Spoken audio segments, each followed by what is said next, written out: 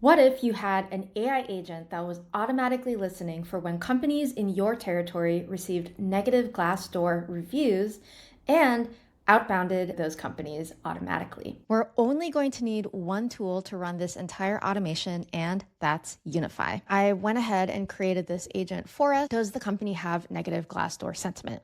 This agent is going to run on the record type of company. And then this only has one question, which is, does the company have negative employee sentiment on Glassdoor? This is going to return true or false. I ran this example on Ally Financial, and it shows you how the agent is thinking. If you want to, you can go into its reflection and read what it saw and how it thought, and you can see the result that it's returning. Now we're going to take this agent and we're going to connect it into a play. A play is a workflow automation or a series of steps that we program, and it's where we specify how we want this automation to run. The first node we see is the trigger. This is what's going to fire off this play. In this case, it's when a company is in my territory. The next thing we're going to do is drag and drop the AI agent that we just created to qualify the accounts in this audience. Select my agent here, and then we're going to mark a company as qualified when the agent returns true or when it has negative Glassdoor sentiment. That's it. Now this agent is qualifying companies, and you can imagine there's a bunch of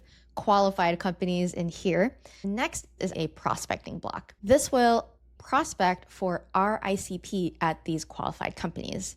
We specify the number of prospects we want it to find for us at each company, and then we specify the personas we want it to prospect for. For this example, we want head of recruiting, and then we want them to be in the United States. Perfect. Now that it's prospected and found the people that we want to outbound, we want to sequence them. But before we do that, we want to drag a loop block in here to program it to go through each prospect and put them into the right sequence. Connect the sequencing block.